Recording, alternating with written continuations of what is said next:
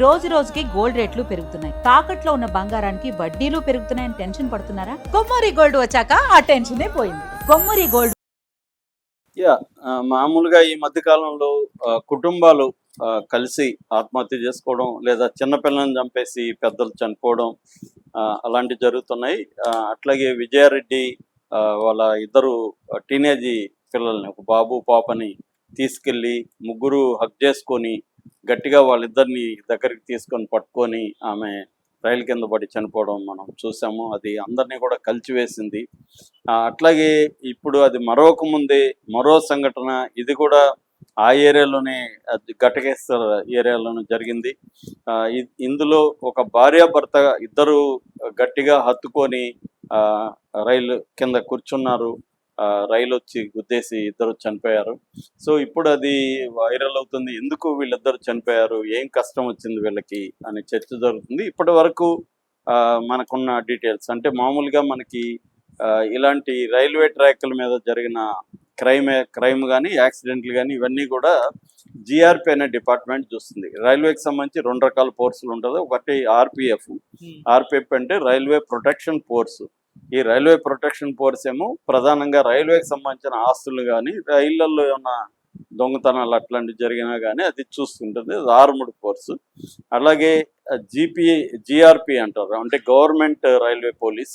వీళ్ళు ఏం చేస్తారంటే, ఇటువంటి క్రైమ్స్ కానీ ఏమన్నా జరిగితే వీళ్ళు దాన్ని ఇన్వెస్టిగేట్ చేయడం అవన్నీ చేస్తారు. సో ఇప్పుడు ఇది రైలు కింద జరిగింది కాబట్టి జేఆర్పి పరిధిలో ఉంటుంది. జేఆర్పి వాళ్ళే చూస్తున్నారు అన్నమాట. వీళ్ళు రెగ్యులర్ లా అండ్ ఆర్డర్ లాంటి ఫోర్స్ కాదు, వీళ్ళు ప్రత్యేకంగా రైల్వేకి సంబంధించిన ఫోర్స్ ఇది. సో వీళ్ళు ఇప్పుడు దీన్ని పరిశీలిస్తున్నారు. వీళ్ళు చెప్పిన డీటెయిల్స్ ఇప్పటి వరకు ఏమున్నాయంటే, ఇతని పేరు రవికుమార్, భర్త పేరు 42 ఏళ్ళు, భార్య పేరు శిరీష 33 ఏళ్ళు. వీళ్ళది వరంగల్ జిల్లా చెన్నారావు పేట మండలం పాపయ్యపేట గ్రామం. వీళ్ళు గత కొంతకాలానికి క్రితం హయత్ నగర్ దగ్గర కుంటలూరు గణేష్ నగర్లో ఉంటున్న కుంటలూరు అనే ఒక ఏరియాకి వచ్చి సెటిల్ అవ్వాలని డిసైడ్ అయ్యారు. మామూలుగా మనకి వరంగల్, మహబూబాబాద్ ఈ ప్రాంతాల నుంచి ఎక్కువగా హయత్ నగరు, కుంటలూరు, ఘటకేశ్వర్, పెద్దంబర్పేట ఈ ఏరియాలకు వచ్చి ఇక్కడేవో పనులు చేసుకుంటుంటారు. మనకు మైగ్రేషన్ చుట్టుపక్కల తెలంగాణలో విలేజెస్ నుంచి హైదరాబాద్కి రావడం, ఆయా వాళ్ళ రూట్లలోనే వాళ్ళు సెటిల్ అవ్వడం మనం చూస్తుంటాం.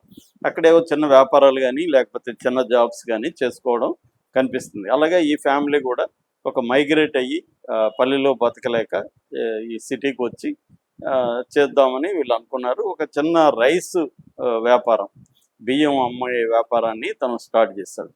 అయితే దాన్ని ఎక్స్టెండ్ చేయాలని ఉంటుంది కదా. వీళ్ళకి ఇద్దరు కొడుకులు ఉన్నారు, చిన్న పిల్లలు, ఇద్దరు పిల్లలు ఉన్నారు.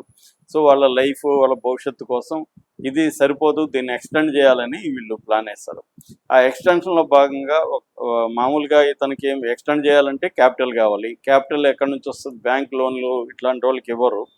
బ్యాంక్ లోన్లు ఇవ్వరు కాబట్టి ఎవరన్నా డబ్బులు ఇన్వెస్ట్ చేసే వాళ్ళని పట్టుకోవాలి. అలాగా ఇతను ఒక ఇన్వెస్టర్ని పట్టుకున్నాడు, పార్ట్నర్ అతను. ఇద్దరు కలిసి మొదలు పెట్టారు.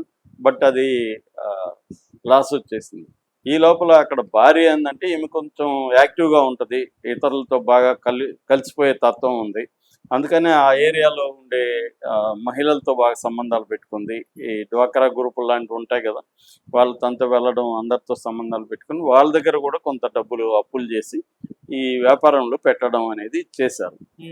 అయితే వ్యాపారం కొలాప్స్ అయిపోయింది. వీళ్ళకి ఎటువంటి సెక్యూరిటీ లేవు. అంటే పొలమో ఇంకోటో అమ్మేసి క్లియర్ చేసే పరిస్థితి లేదు. ఉన్న వ్యాపారం ఏమో అట్లయిపోయింది. సో అప్పులు ఇది. దాంతో వాళ్ళు అప్పులోళ్ళు మీద పడడం మొదలుపెట్టారు. మనకు తెలిసిన సమాచారం ఏంటంటే, వీళ్ళు చనిపోయింది జూలై 2వ తేదీన చనిపోయారు. గురువారం. ఆ గురువారం మార్నింగ్ ముగ్గురు మహిళలు వీళ్ళ ఇంటికి వచ్చి వీళ్ళని గట్టిగా బెదిరించినారని చెప్తున్నారు. అంటే మీరు మాట్లాడింది ఇవన్నీ మా దగ్గర రికార్డులు ఉన్నాయి, మేము ఆ రికార్డింగ్స్ బయట పెడతాము, బయట పెట్టి మీ పరువు తీస్తాము అనేది వాళ్ళు క్లియర్గా ఏంటంటే, మిమ్మల్ని పరువు తీసి నడివీధిలో బట్టలు ఇప్పిస్తాము, పరువు తీస్తాము అనేది వాళ్ళు గట్టిగా బెదిరించారని చెప్తున్నారు. దానివల్లే వీళ్ళు చనిపోయడానికి అదే మేజర్గా పనిచేసింది. ఆల్రెడీ వీళ్ళు అన్ని రకాలు ట్రై చేశారు.